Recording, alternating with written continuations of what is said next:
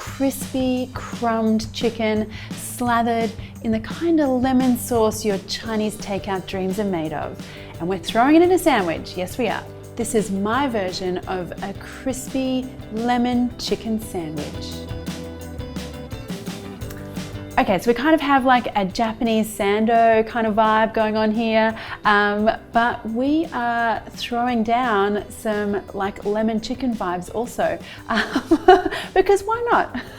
I'm me, I like to mix things up. All right, now I promise you though, the end result won't be mixed up. It will be very delicious. I'm serious about that because I'm serious about sandwiches. Let's get going with the chicken first of all. There is a way to make the perfect crumbed cutlet, and you start off like this. So grab your chicken breast and you want to just slice lengthways through here so we get a kind of, you know, sort of evenish sort of two pieces of cutlets. And then I always find one end is a little thick, so just take a rolling pin or a pestle, just kind of bash that out a little.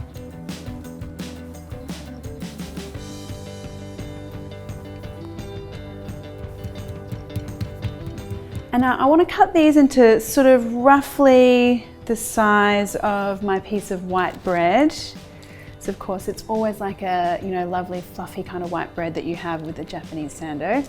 So you know the sandwiches I'm talking about, right? So they're typically the sandwiches you get in like a Japanese convenience store, or even in Thailand we have a lot of those.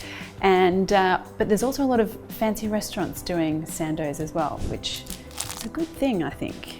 Now what I want to do here is make sure that we get a lot of salty kind of goodness going into that chicken, because chicken breast, it's a little boring kind of, you know, unless you do something about it. Really good sprinkling of salt here, both sides. And the important thing here is that you need to leave this to sit for at least 15 minutes, because I need that salt to kind of penetrate through the chicken, and that actually will help to keep it really nice and juicy and tender. So that's the little trick. In the meantime though, let's get on to making our lemon sauce. So the trick to the lemon sauce, I think, a really good, you know, like Chinese restaurant style lemon sauce, is to make sure that you're adding the lemon juice right at the very end. So I want to keep my sort of sauce a bit separate here. You'll see what I mean. Start off with some chicken stock, some soy sauce, sugar, and that's sauce number one. So give that a mix. In this other bowl over here, I want to grab some lemons, and I'm going to do the zest as well, because the zest adds a really big kind of hit of lemon flavor. And why waste it? You're going to squeeze the lemons anyway.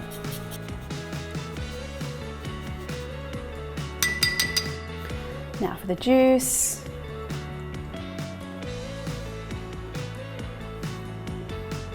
Just spoon out any seeds that you've got in there. And to cook the sauce, you just want a little bit of oil in a saucepan. Now add in some garlic. I'm just going to grate it straight in there.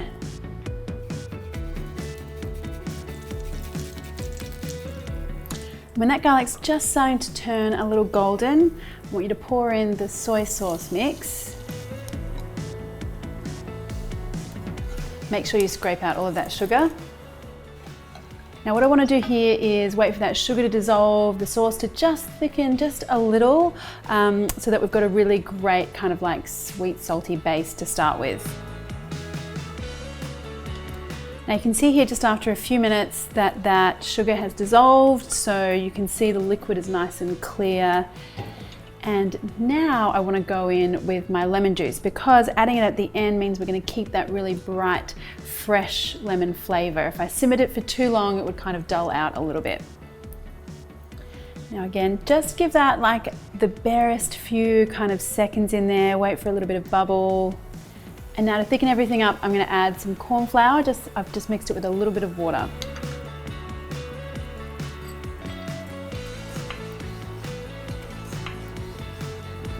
And then you should have a consistency that is a little bit like this. It might look a little runnier than you think. It's kind of like just almost as runny as like a warm kind of honey. That's the texture that you're looking for, but it will thicken up as it cools down. So I'm just going to leave that aside for later, and let's get back to our chicken. So if you have a look here, you can see that that salt has dissolved. It's very kind of watery and liquidy on the top, and hopefully a lot of that kind of salty brine has gone through our chicken meat. Definitely do that step. It will make all the difference. But what we want to do now is get rid of any liquid that's on the surface of the chicken, because that is going to kind of sog out our crispy crust. So make sure you're really patting these guys dry, even just kind of sit them on the paper towel as well. And now to make a little crumbing station. So I've got some panko breadcrumbs. You're going to need some flour as well. And some eggs.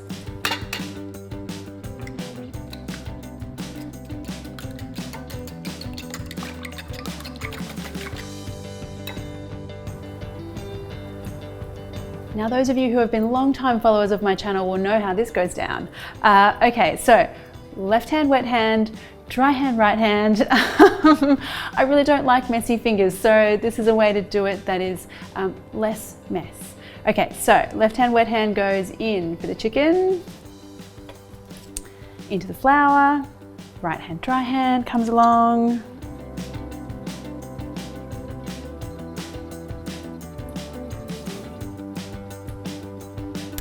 Into the egg, left hand comes in, and then into your breadcrumbs.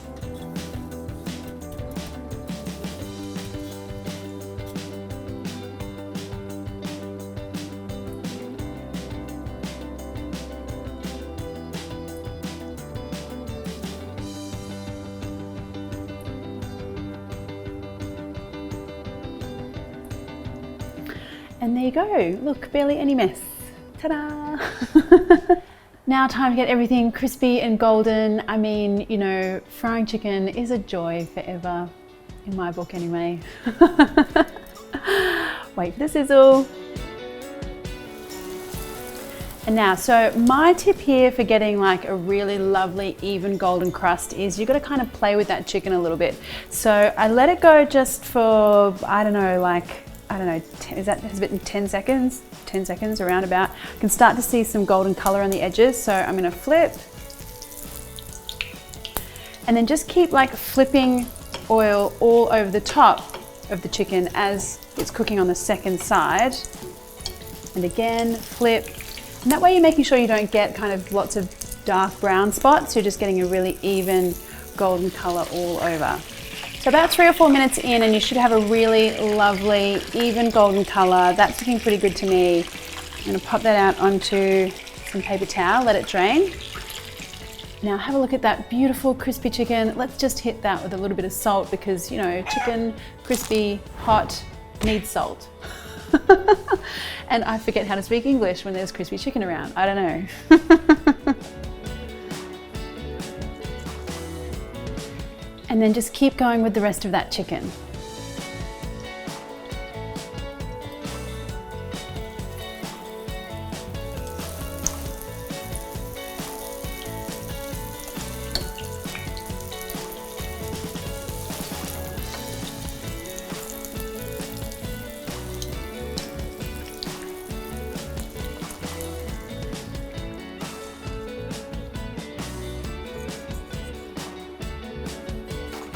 Now let's just have a little appreciation moment for that lovely array of fried chicken there.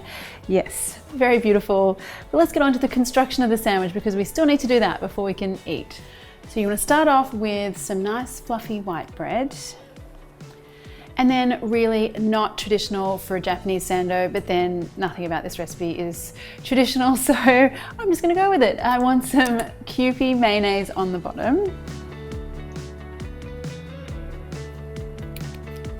Spread that out corner to corner, edge to edge. Now some finely sliced cabbage on top.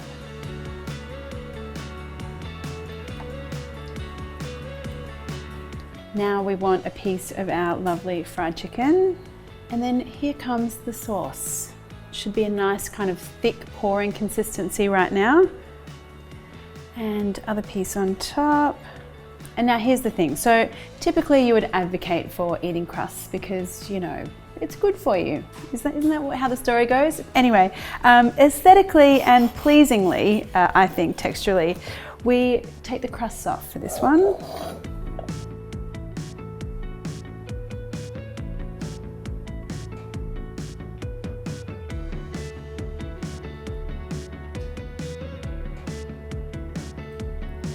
Now straight through the center.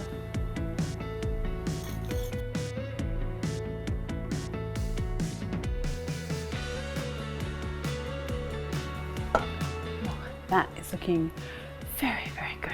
Okay, so these go out just like this. And there you go, guys. A little bit of extra sauce there on the side if you need. And that is fried chicken sandwich. It's a little bit Japanese, a little bit like, you know, nostalgic Chinese takeout or Chinese restaurant kind of vibe going on. But let's get down to the business of seeing whether it tastes good, because that's the point, isn't it? All right. Oh, I love that lovely construction. It's just so compact, so, I don't know, pleasing aesthetically.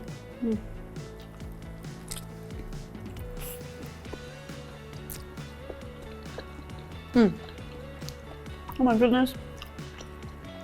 That is so ridiculous. It's like, gives you all of that happy fried chicken kind of vibe with that tangy lemon sauce. Yum.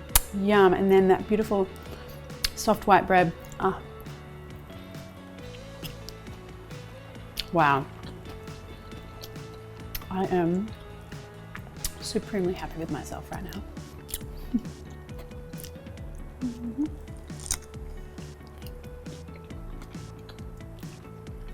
Could eat so many of these.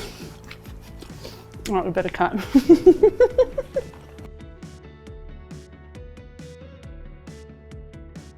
If you've got any comments or questions, pop them below. And if you enjoyed the video, why not hit that subscribe button plus the little bell one, and that way you'll get notified every time I release a new video. Thanks, guys.